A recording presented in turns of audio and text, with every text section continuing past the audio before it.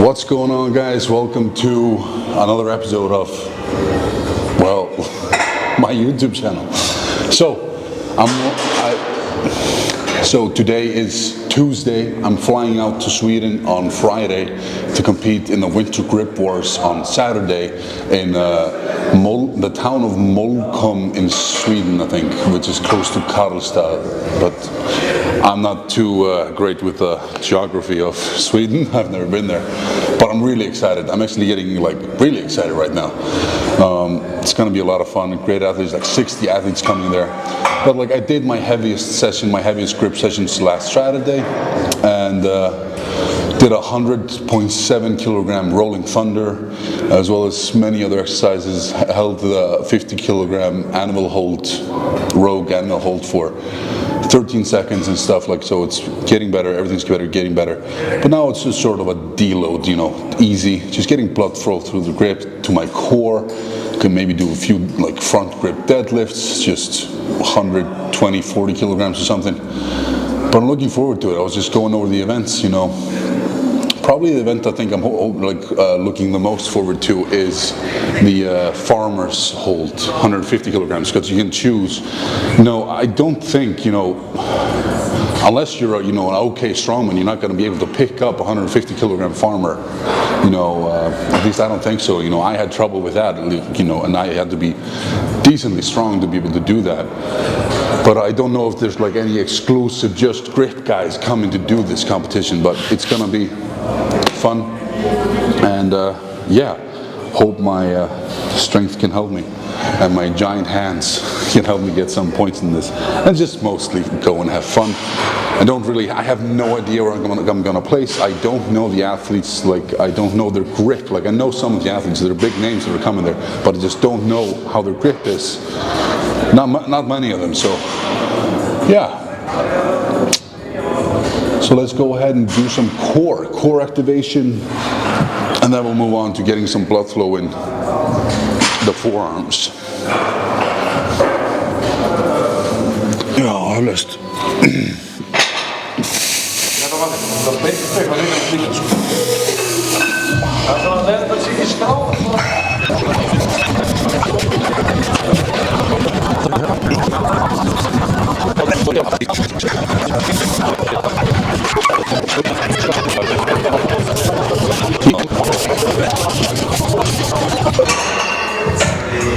Alright, now I'm just gonna do some front grip deadlifts. Not going any higher or anything, just 120 or something. Also recovering just my back after the incident.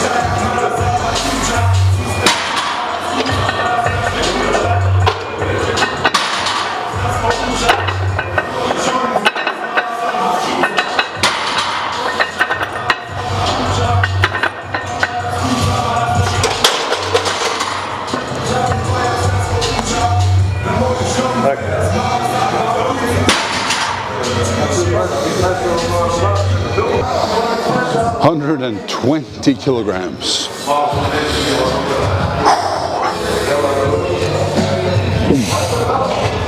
I'm wondering if I should start introducing the bar roll like Brian Shaw and have to do. I was taught initially not to do it because I'm not just that muscular to do that, to need to do that, because they need to do that to get into place. But yeah.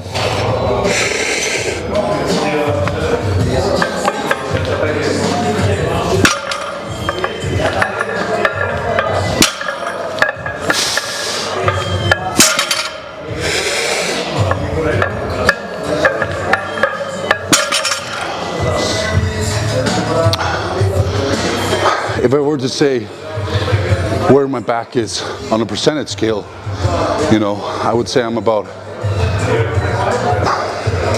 87.5%. Good. I can still feel, just doing this a tiny bit, just in the muscle right here on the left side, and I'm just waiting for that to recover, because that muscle I pulled to, like Magnus Sverre explained it to me, that it, just got pulled a bit apart, needs time to grow.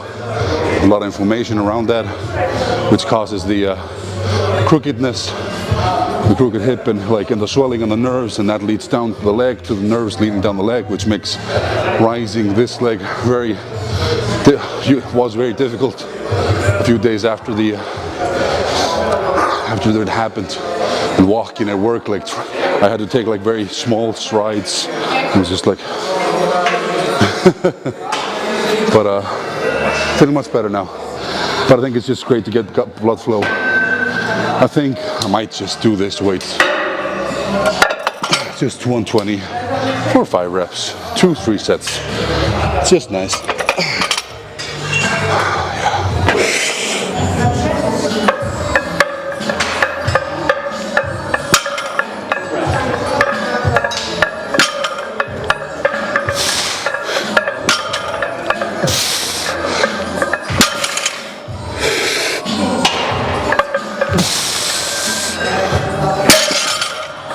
Man, that feels good.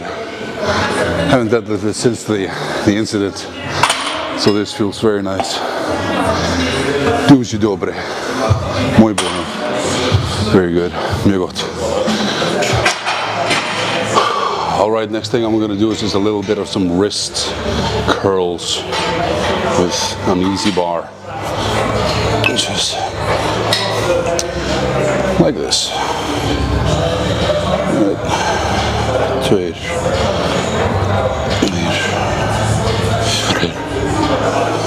5, 6, 7, 8. Cool. Maybe just do a couple sets of these and of these. I think we're done. Just very light. Maybe go for a walk. That'd be nice. Andri Freyr.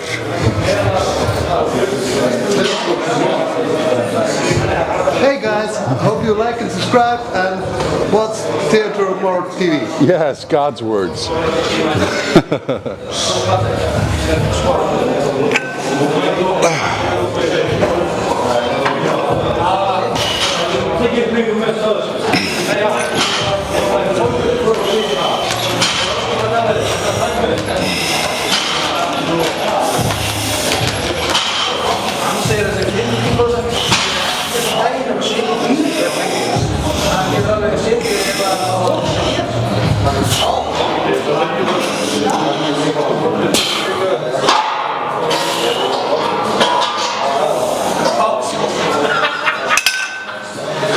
That's it.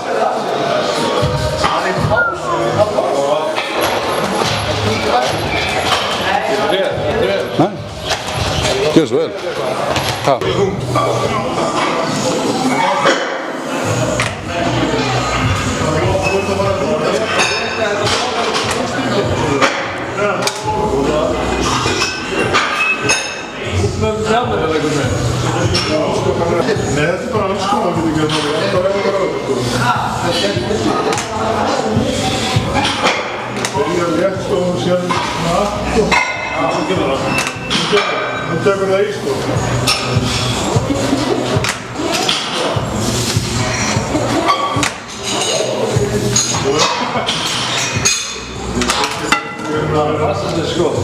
Okay. Byrja að drjú svona létt.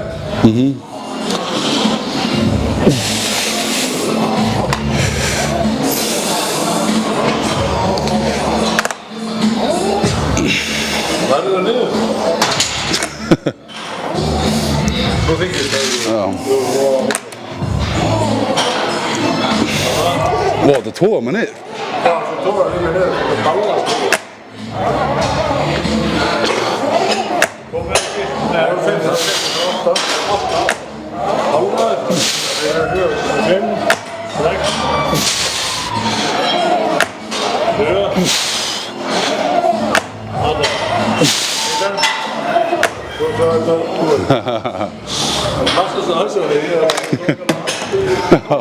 Verður speilin og brjótan og eitthvað. Það er alveg svona, það vissum ekki jafnvæg eitthvað, það virkar ekki neitt. Kemur núna að herra það? Svo er það? Já, ekki svo vel. Kemur hann núna?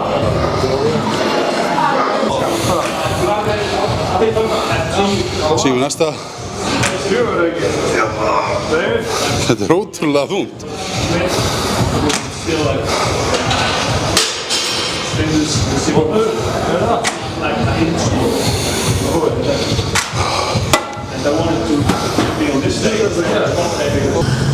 Alright guys, so those were a few clips of me and Hafþór's father, Björn Þór Reynisson and Skúli Ármannsson trying something else that's out, some gimmick, something that's called Vitruvian.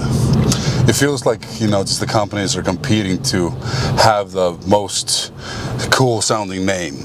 Vitruvian. Do you want to come and try my Vitruvian? It's a lot of fun. Yeah, but we were seeing how much like that machine could do, and it was pulling a lot, and definitely felt a lot heavier than the numbers shown on the app. But another news, I've reached a certain milestone in this December. So in December 2021, I decided to make a big decision that would change my life. I decided to cut out of my life nicotine and caffeine. For 2 years now, I have not had a single droplet of any sort of nicotine or caffeine. I haven't, you know, drinking a drop of Coca-Cola or Pepsi or any sort of like energy drink, nothing, not even coffee, not like nothing, not even tea. It's just a decision I made because, so I used to vape. I vaped a lot. That was my nicotine addiction.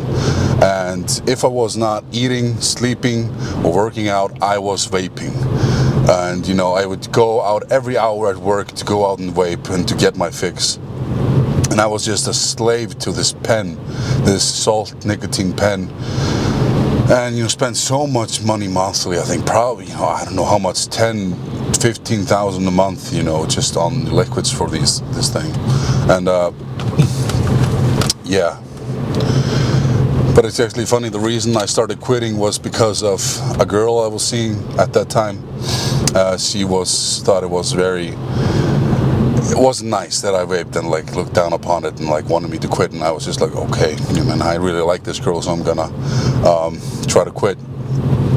And there was this one evening we were watching a movie, and I had the nicotine pen, the vape in my hand, and I was going to take a puff. I put it in my mouth, but it didn't suck. I had it in my mouth, and I was just contemplating. Should I? Shouldn't I? Should I? Shouldn't I? Should I? Shouldn't I? But in the end, I took it out of my mouth and held it in my arm on the armrest of the couch. And I put it again in my mouth 10 minutes later. Didn't suck. And, you know, didn't inhale, didn't blow it. And I did this, you know, for 3 or 4 hours. But I had just read that if you make it 72 hours without nicotine, then it's out of your body, it's out of your system, and it's not calling for more. Then it's not the physical addiction, then it's your mental addiction to it, like after, if you've been without it for 72 hours. So I decided, you know, I have to make it those 72 hours at all costs. And yeah, and I did this, like I took it with me to work. And I went outside, just put it in my mouth, didn't suck it, but then took it out again and just did this a few times until eventually I didn't take it, like the next day I didn't take it with me to work. And then, you know, I just threw it away. And, you know, when I made it to the 72 hours, you know, I felt free. I still, like, thought about it a lot, that I wanted to get, you know, a vape and, you know, wanted it. But you know, I knew it was out of my system, and I knew it was just a mind battle.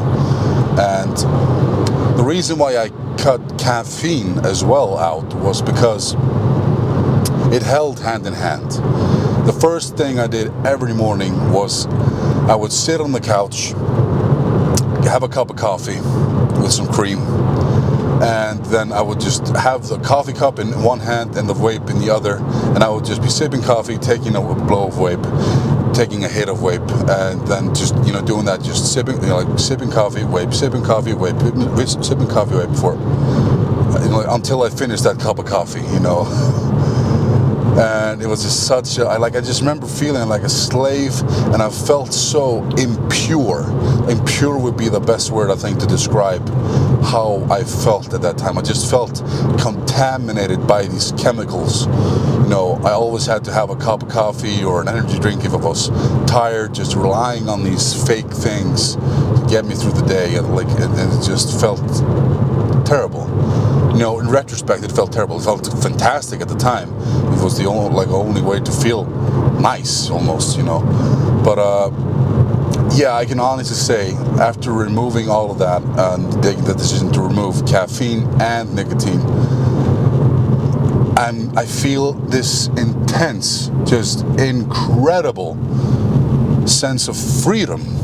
And yeah, it's just this feeling of intense freedom, like I'm free and I'm not addicted. I don't need anything as a pick-me-up. I don't need anything to get me through the day. I don't need to go out and do this because I'm not a slave to anything, in a way. And it's such a freeing, incredibly freeing feeling. And it's true what they say, the more disciplined you are, the more free you feel. Some people think it's the other way. They think YOLO, you only live once, and I want to enjoy things this and that. But in reality, those are the biggest slaves. They're slaves to that thing, in a way. And it's, yeah. So honestly, I've tried both, and just being off it's so nice. I felt, this sense of purity, freedom, and I felt like a baby in a way. I felt like, when you were a child, when you were 6, 7 years old, you weren't addicted to these things. And I just felt that way again, like I was me again, just young me again. And that's the best way I feel like you can describe it.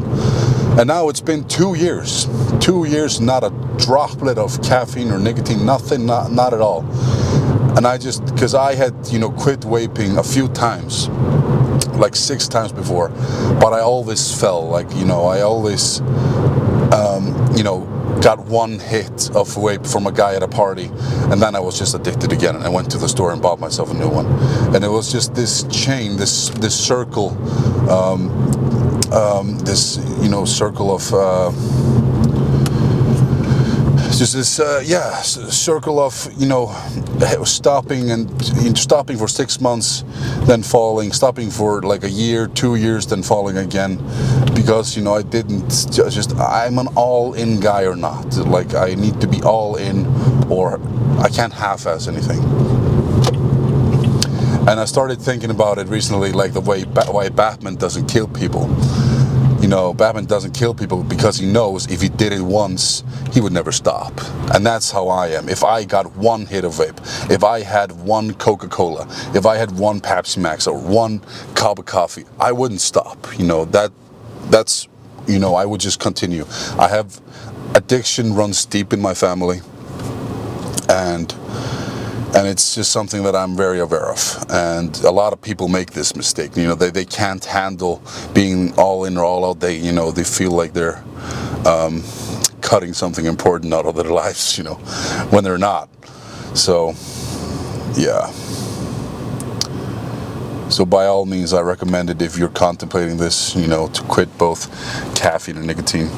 And yeah, also for me, every time after I'd quit vaping and quit nicotine, if I would have a cup of coffee, I would want to vape. I got this intense urge that I want nicotine now. And they just they just connected in a way. These, fake chemicals that give you this sensation, they're just, they're just narcotics in a way. So, yeah. Just wanted to share that with you guys. It's been 2 years now, and I have no temptation at all to have anything, not at all. And I really enjoy this lifestyle. This feeling of freedom and purity. Well, I feel a bit like Jehovah's Witness right now preaching this, but yeah. But cool workouts. Looking forward to going to Sweden in a couple of days. In 3 days. Traffic here, man. Come on, while we're young. There we go. So yeah, I'm almost home. I'm gonna cut the video right there. So thank you guys so much for watching. Please like and subscribe. I'm gonna be filming the whole Sweden trip. I'm gonna vlog. I'm gonna bring this camera and I'm gonna vlog it and have fun, and you know, it's gonna be a good time. I'm gonna vlog the trip and try to film the competition when it's my attempts, just like I used to, because this, you know, I feel like this competition is just gonna be a lot of fun. So yeah, live long and prosper, and I'll see you guys the next time.